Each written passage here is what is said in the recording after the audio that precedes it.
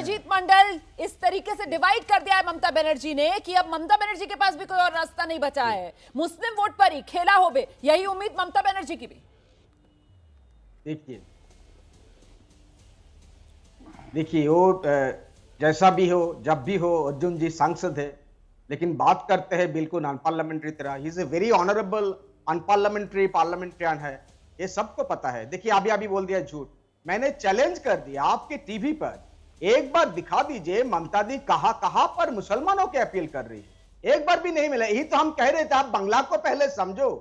अरे मोदी साहब तो बांग्ला को नहीं समझते, पद्दा कहता है कमल, पद्दा बांग्ला में क्या क्या बोल देते हैं लोग, तो अभी खिल्ली मचा रहा है फेसबुक में। पद्दे ठीक से, पद्दे छाप मारो, पद्दे छाप मारो, पद्दा होता है बांग्ला में कमल है, वो उनको ठीक से नहीं आ रहा है, क्या बोल दिया देखो। अगर वो ये झूठ बोले, चाहे अपने बारे में झूठ बोले और ममता दी के बारे में, आप मेरे को ये बता दो प्राइम मिनिस्टर साहब, आपको नहीं कह रहा अर्जुन जी, ममता दी आपको कैसे पता चला कि ममता दी एक दूसरे आसन से लड़ रही है?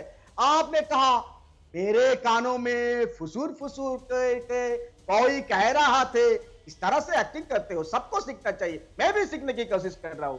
आप एकदम खुले आम ममता दी के बारे में झूठ बोलते हो, लेकिन फिर भी साहब आपको हम झूठे नहीं कहेंगे। नहीं तो अर्जुन प्राइम मिनिस्टर हो, कैसे कहेंगे? अर्जुन जी ठीक है, मनोजीत जी जवाब लेने दीजिए, मनोजीत जी जवाब लेने दीजिए, मनोजीत जी जवाब लेने दीजिए। अर्जुन जी, मनोजीत मंडल कह रहे हैं कि एक्टिंग करते हैं, मनोजीत मंडल कह रहे हैं अर्जुन सिंह साहब कि प्रधानमंत्री चुनावी रैलियों में आकर एक्टिंग कर रहे हैं, तो ये मुसलमानों से वोट अपील भी डायलॉगबाजी है क्या? अच्छा, एक्टिंग तो ममता बनर्जी ने नंदीग्राम में किया, कह दिया कि मुझे 4-5 लोगों ने मारा।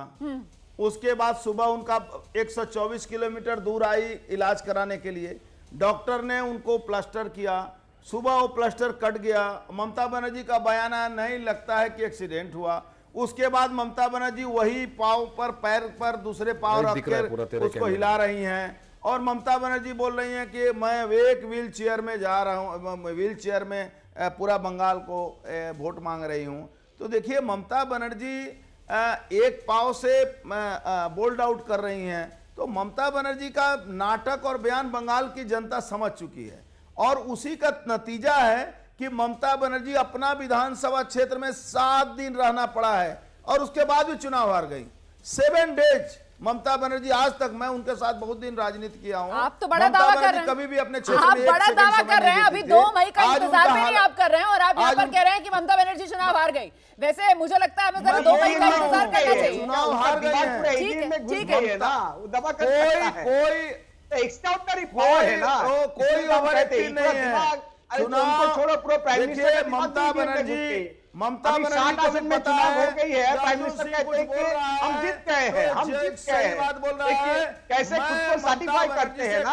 अच्छा एक मिनट, मुझे वारिस पठान के पास जाना है, उसके बाद दोबारा आप दोनों के पास आऊंगी। अपनी अपनी बारी पर बोलिए, एक दूसरे की बात मत काटिए, ताकि दर्शक को समझ आ सके कि आप दोनों क्या कहना चाह रहे हैं। अपनी अपनी बारी पर बोलिए। वारिस पठान साहब आइए, चुनाव का मेला बंगाल में, धर्म का खेला। वारिस पठान, बंगाल के अंदर धर्म का खेला, क्या ये चुनावी ज्ञान माटी मुसलमान, यही है क्या टीएमसी की फिलॉसफी? चाहे टीएमसी हो या बीजेपी, दोनों भी यही कर रहे हैं, पोलराइजेशन, कम्युनलिज्म, मेजोरिटरिज्म की राजनीति कर रहे हैं। और अभी तो वहां पर होड़ लगी हुई कि सबसे बड़ा हिंदू कौन? मोदी बोलते हैं मैं बड़ा हिंदू हूँ, राहुल गांधी बोलते हैं मैं जनेधारी हूँ, ममता दीदी बोलती है कि मेरा गोत्रा शांडिलिया है। हिंदू और जनेऊ को छोड़िए, हिंदू और जनेऊ को छोड़िए वारिस पठान साहब, यहाँ तो ममता बनर्जी शैतान आपको करार दे रही हैं। वो तो कह रहे हैं बीजेपी के पैसे से ये शैतान आ रहे हैं, अल्पसंख्यक संभल जाओ, इन शैतानों को वोट मत देना। वो तो बीजेपी की बीटी माफी को करार दिए जा रही है। सुनिए, जिस दिन से असद ओवैसी साहब ने डिसीजन लिया है कि एमआईएम पार्टी बंगाल में चुनाव लड़ेगी, उस दिन से ममता दीदी की बौखलाहट और घबराहट का नतीजा पूरा देश देख रहा है। ममता दीदी ने स्टार्ट किया बीजेपी की बी टीम में, सी टीम में, डी टीम में, ऐसा सब अनाप शनाप बातें उन्होंने बकी, मगर उन्होंने अंदर खुद के अंदर कभी झांका नहीं कि क्यों उनके वरिष्ठ नेता उनको छोड़ के चले गए बीजेपी में। क्या ओवैसी साहब को पूछ कर गए? अभी भाजपा वहां पर एमपी का जब चुनाव आया उसमें 18 एमपी जीत गए भाजपा के, हम तो नहीं लड़े थे, तो क्यों हमारे ऊपर इल्जाम लगाना? ये कहीं ना कहीं दर्शाता है कि ममता दीदी जो इतने वर्षों से मुसलमानों के वोटों को अपनी जागीर समझ के रख लिया था, उनको कहीं ना कहीं खसकता हुआ नजर आ रहा था। तो इस तरह के इल्जाम लगाना ये बौखलाहट और घबराहट की बिल्कुल निशानी है। ठीक है, मैं आके अपने वरिष्ठ सहयोगी अभिज्ञान प्रकाश के पास आना चाहती हूँ। अभिज्ञान जी, क्या लग रहा है जो बात यहाँ पर वारिस पठान भी कह रहे हैं कि साहब मुस्लिम वोटों को अब तक जो दल बपौती मानते आए, उन्हें जब लग रहा है कि जमीन खिसक रही है, तो इस तरीके के बयान जो देखने के लिए मिल रहे हैं नेताओं की तरफ से सर, और क्या ममता बनर्जी को ऐसा लग रहा है कि इन चुनाव में पूरी तरीके से मुस्लिम वोट के ही वो सहारे हैं? 2-3 पॉइंट बिल्कुल साफ, ये सब प्योर पोलराइजेशन पॉलिटिक्स है दोनों तरफ से, और इसकी शुरुआत नंदीग्राम में वोट पड़ने से ठीक 3 दिन पहले हुई। पहले चरण में राजनीतिक लड़ाई इस बात की हुई कि हिंदुओं का ठेकेदार कौन है, हिंदुओं की ठेकेदारी किसके पास है। ममता बनर्जी चंडी पाठ करने लगी, अपना गोत्र बताने लगी। तो फर्स्ट फेज में ये हुआ, ठीक है। उसके बाद नंदीग्राम की वोटिंग पड़ी।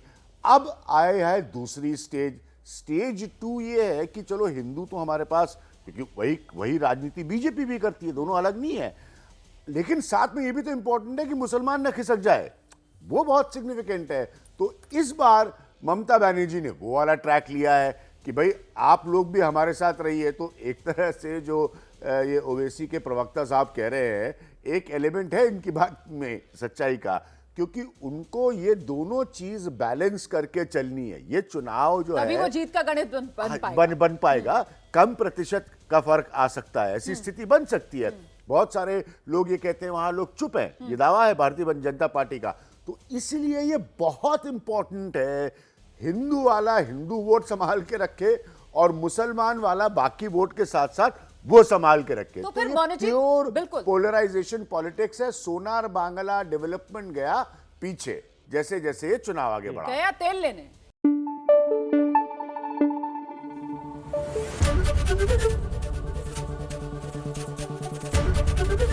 एबीपी न्यूज आपको रखे आगे।